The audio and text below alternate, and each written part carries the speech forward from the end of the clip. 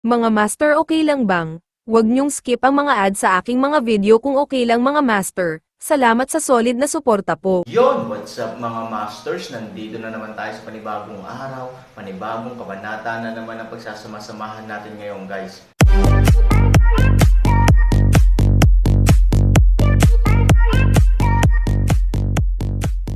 Bali mga masters, kung bago ka pa lang po sa aking YouTube channel, please click the subscribe button, lalong-lalo na po yung notification bell guys, para maging connected pa rin tayo sa isa't isa at maging updated kayo sa mga susunod ko pang video. Bali mga masters, bago natin umpisahan ng kwento ay mag-shoutout po muna tayo para sa mga solid nating tagapakinig. Yun na nga mga masters, no? Bali hindi na ito patagalin. In 3, 2, 1, let's go! Masyado na ba itong luma? Ang lalaki ay hindi rin dapat magpatalo. Natatakot ako na natatakot ka, naghahanap ng mga dahilan at dahilan dito, at itinapon ang ating maruming tubig. Walang magawang umiling si Leodazo, talagang kakampi ito ng baboy.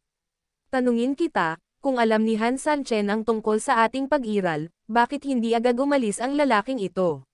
Sa halip, marami siyang ginawa sa ating Chanmo Castle. Agad na napatigil ang lalaki sa tanong, ngunit mariin pa rin niyang sinabi, siguro, hindi niya tayo sineseryoso, at nagdusa sa pagmamaliit sa kaaway. Ayaw siyang pansinin ni Leodazo, at tumingin ng diretso kay Heiying, Elder, bagamat unang beses nating lalabanan si Han Sanchen, binabalikan ang dati niyang record at ang kanyang tahimik na pagpasok sa fortified interior ng Chanmo Castle, sa tingin mo Han, anong klaseng tao si Sanchen? Mahina ngunit matatag na nagsalita si Suiying, malinaw na napakatalino niyang tao. Kinailangan itong aminin ni Sombra. Bahagyang ngumiti si Leodazo, kung gayon ang nasasakupan ay hindi na kailangang magsabi pa.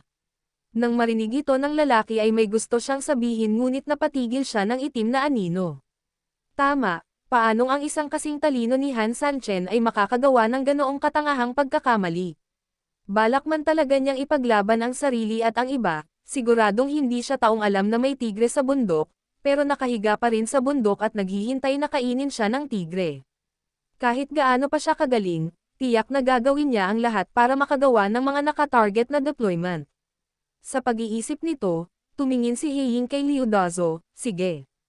Tumanggo si Leodazo, kung maagang natuklasan ni Han Sanchen ang ating pag-iral, sa tingin ko lahat ng ginawa niya ay magiging lubhang makatwiran. Napakasimpleng mag-recruit ng mga tao. Alam niya na kapag may laban, tiyak na kakailanganin niya ng kanyang na kumpay. Elder, sa tingin mo ba kamukha ito ng Polar Bear Legion? Nang marinig ito, may biglang nag-echo, Elder, talagang makatwiran ang mga salita ni Leodazo. Wala bang isang lalaki sa Polar Bear Legion na nakasuot ng sobrang exaggerated na damit noon? Nakasuot siya ng golden armor. Sa oras na iyon, akala ko talaga ito ay bagay, ngunit ngayon, ipinaalala sa akin ni Dazo na malaki ang posibilidad na si Han Sanchen ang bumili ng panlilinlang sa puso ng mga tao. Oo, pagkatapos magpakitang gilas, inisip ng lahat sa grupong ito ng mga karaniwang tao na sila ay magiging ganoong uri ng tao, kaya handa silang magtrabaho para kay Han Sanchen. Sang-ayon din ako sa puntong ito. Tumayo din ang isa pang tao. Noon, kapag nagkaroon ng intelligence reply, hindi pinahiya ni Han Sanchen ang mga hukom, ngunit ginamit ang gininto ang mandirigmang ito upang lumaban sa mga hukom. Sa totoo lang, hindi ba ito ay isang disguised form lamang ng pagpapakitang gilas, at ang layunin ng pagpapakitang tao ay natural na ang mga sibilyang ito. Sa suporta ng ilang tao, sa lalong madaling panahon magkakaroon ng mas maraming suporta ng mga tao. Wake up the dreamer with one word, what Dazo said makes sense. Dazo, bilisan mo at magpatuloy. Yeah, this recruiting is as cannon fodder, so why do you want the Golden City? He can't afford that much for a pair of armor. Nakita ni Leodazo na ngayon lang siya sinisigawan ng isang grupo ng mga tao, ngunit ngayon ay nakatingin silang lahat sa kanya na may mga ngiti sa kanilang mga mukha. Alam niya na siya ang nanalo. Wala na siyang balak na ituloy pa ito. Lahat sila ay mga kasamahan, at tumingin sila sa itaas at pababa, syempre hindi siya kumuha ng napakaraming ginto upang gumawa ng baluti para sa sinuman. Gusto niya ito para sa kanyang sarili. Siya ay napakatalino. Naglabas siya ng isang tapos na produkto, at pagkatapos ay sadyang nagpanggap na kumuha ng isang lungsod upang bumuo ng gininto ang baluti para sa lahat, at hayaan ang mga taong ito na magtrabaho para sa kanya. Mamaya, kapag ang mga taong ito ay talagang nagtrabaho para sa kanya, siya na lang ang pagkakataong ito upang alisin ang ginto. Matalim na tumanggo si Heying, at pagkatapos ay sinabing, ayon sa sitwasyon, ayos lang talaga. Hindi lamang ito maaaring konektado sa mga nauna, ngunit ipaliwanag din kung bakit ang pag-atake mula sa hilaga ng lungsod ay napakabangis. Tumanggo ang lahat. Inanalis pa ni Dazo. Si Dazo ay maaasahan at matalino. Gayunpaman, may tanong pa rin ako. Sa dami ng nasabi, ano ang kinalaman nito sa biglaang kawalan ng anumang sequence sa pangalawang kolum? Tama, kahit na gustong tumakas ni Han Sanchen, sasalakayin niya ang hilaga ng lungsod. Ang pangalawang Han ay ang responsable sa pag-atake sa piitan. Ano ang koneksyon ng dalawa? Tama, tinutulungan tayo ni Dazo na ipaliwanag ang puntong ito. Nang makita ang naguguluhan ng mga mata ng lahat, malamig na ngumiti si Liu Dazo, paanong walang kontak? Malinaw mong narinig ang lahat. Ang lungsod sa ilalim ng lupa ay talagang isang lugar kung saan ang tigre ay inilipat palayo sa bundok sa pangalawang pagkakataon. Sa madaling salita, natigilan ang lahat, tanging ang singkit na mga mata ni Heying ang tila may naisip. Ano ang lugar kung saan ang tigre ay inilipat palayo sa bundok sa pangalawang pagkakataon? Oo, ngumiti si Liu Dazo, napakasimple nito.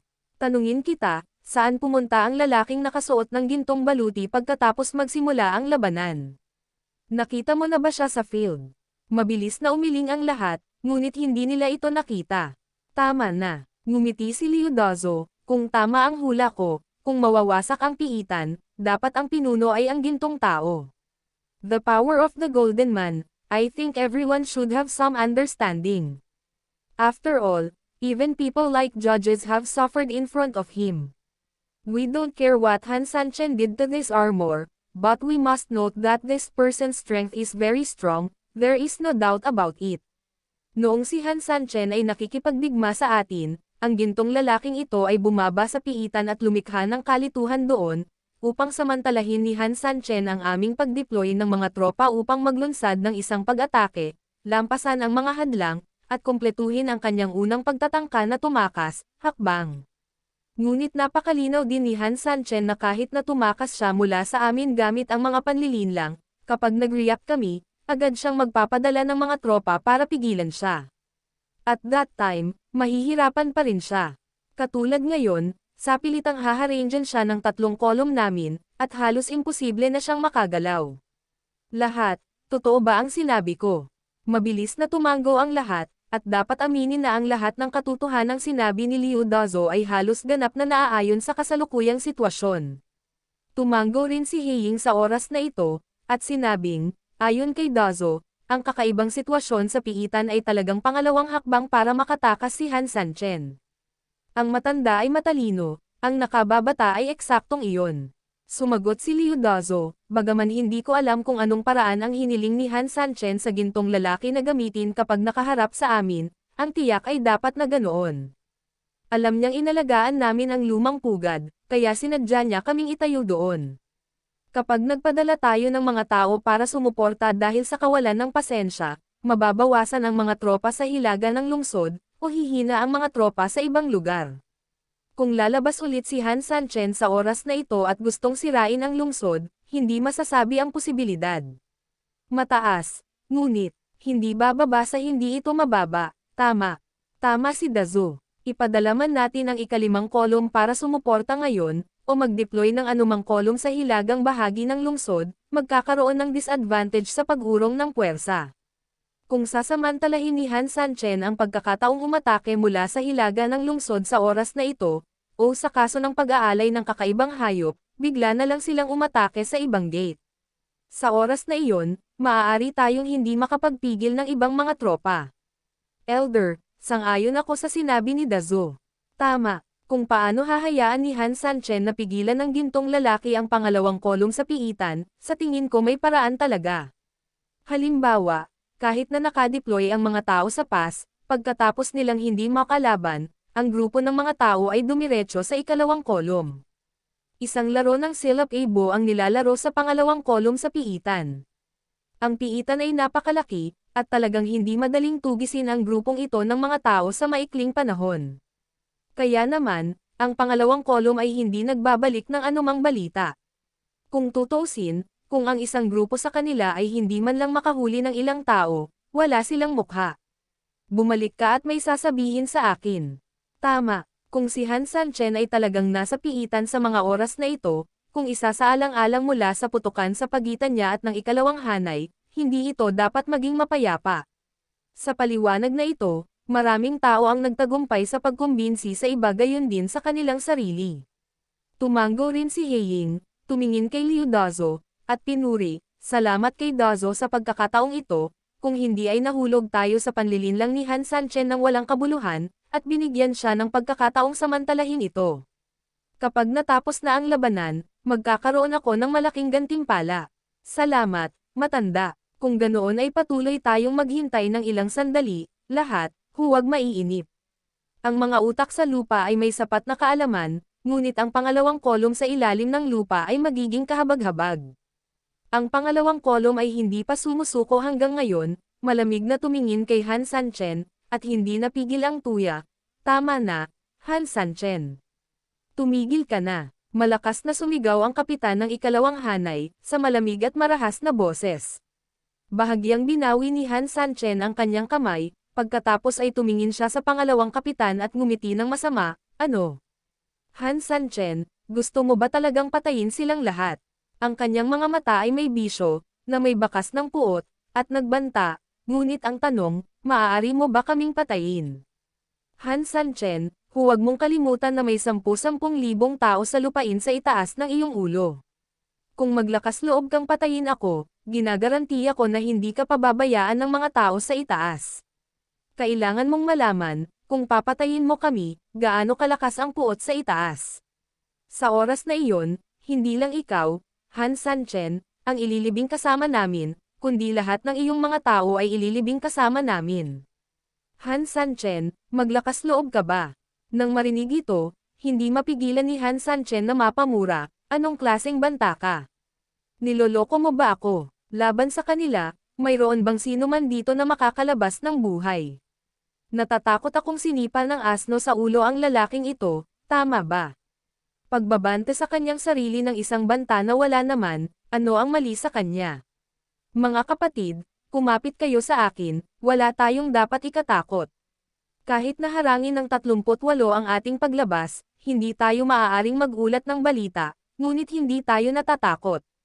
Kapag nakita ng mga nakatataas na hindi tayo umaakyat para magulat sa oras, maghay-hinala rin sila, at tiyak na darating sila upang iligtas tayo mamaya. Han Sanchen, kailangan mong maging masunurin at mahuli. Bilang kapitan, dapat may sasabihin ako sa harap ng mga matatanda, at matutulungan kitang humingi ng awa pagdating ng panahon. Not to mention anything else, itong iilan lang na magkakapatid na nasa tabi mo, I can guarantee na hindi manganganib ang buhay nila. Pero kung matigas ang ulo mo, sorry, hindi ka makakaligtas o sila. Malamig na uminom ang pangalawang kapitan. Malamig na ngumiti si Han Sanchen, akala ko may malubhang karamdaman ka. Gusto mo pala magantala ng oras. Kahit na ang mga salitang ito ay tila walang silbi, sila ay talagang kumuha ng ilang maliliit na pabor upang pukawin ang aking gana. Kung handang makipagtawaran si Han Sanchen tungkol dito, natural na ito ang pinakamahusay, ngunit kung ayaw niya, talagang walang kawalan para sa kanya. Sa kabaligtaran, naantala niya ang oras. Halatang naghihintay sila ngayon ng suporta mula sa itaas. Sa makatuwid, habang tumatagal ang oras, mas magiging kapaki-pakinabang ito para sa kanilang sitwasyon sa labanan. Pagkatapos ng lahat, ang kailangan ng suporta ay oras. Sa makatuwid, para kay Han Sanchen, ang pinuno ng pangkat na ito ay hindi tulad ng inaakala niya, siya ay isang tulala, mayroon siyang sariling maliit na jiujo. Nakakatuwa talaga na laruin mo ang mga ito sa harap ko. Pagkatapos sabihin iyon, malamig na ngumiti si Han Sanchen, at sa susunod na segundo ay direktang ginalaw niya ang kanyang kamay, at agad siyang pinatay gamit ang malakas na puwersa ng hangin. Sa isang iglap, duguan na naman ang buong pangalawang kolum. Hindi bababa ang offense iba ni Han Sanchen, lalo lang itong lalakas. Taas-taas. Ang pangalawang kapitan, na patuloy na ginagamit ang kanyang mga nasasakupan upang maglunsad ng mga pag-atake, ay natarante at nagmamadaling hiniling sa kanyang mga nasasakupan na patuloy siyang harangan. At siya ay patuloy na pinagpapawisan sa kanyang ulo, at napaatras ng galit na galit patungo sa likuran. Masyado talagang mabangis si Han Sanchen. Parang ang daming konsumo noon ay walang silbi, pero ngayon ay nagiging mabangis siya habang nakikipaglaban. Maaaring isang bangungot para sa iba na magkaroon lamang ng 5,000 tropa, ngunit para kay Han Sanchen na nasa harapan niya, ito ay halos wala sa tanong. Hindi ko alam kung bakit hanggang ngayon ay hindi pa nagpadala ng tropa ang superior para suportahan ito. Kinakalkula ayon sa oras, kung ang kanilang mga sundalo ng katalinuhan ay hindi dumating sa kanila sa oras, dapat silang magkaroon ng mga pagdududa. Pero, bakit? Wala man lang gumagalaw. Paano niya nalaman na ang riskware na kanyang inaasahan, ay hindi lamang nagkaroon ng kahit kaunting pagdududa sa mga oras na ito, ngunit nakadama pa siya ng pagsisisi dahil nagdududa siya dito at naaksidente. Para sa kanila, malinaw, ang pagtayo ay ang makaharing paraan. Talagang matalinong pagpili iyon. Patayin. Sa kabilang banda, sa panig ni Han Sanchen, ang momentum ay parang bahaghari ngayon, at kung ano ang pumatay sa kanya ay labis na nasa sabik. Sa buong daan, puro alikabok at langgam. Sa harap ng pamatay na Diyos na ito, halos wala na silang paraan para lumaban, nakikita na lang nila ang sarili nilang pinapatay at ang eksenang nawalan ng kontrol. Lumipas ang 10 minuto. Sa oras na ito, sa wakas ay binawi ni Han Sanchen ang palakol, at bumalik din ang Skyfire Moonwheel sa kinalalagyan nito, at huminto ang lahat.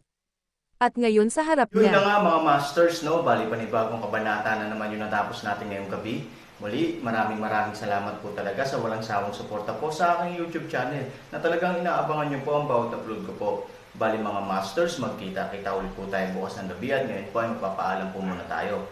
Bali mga masters, bye-bye!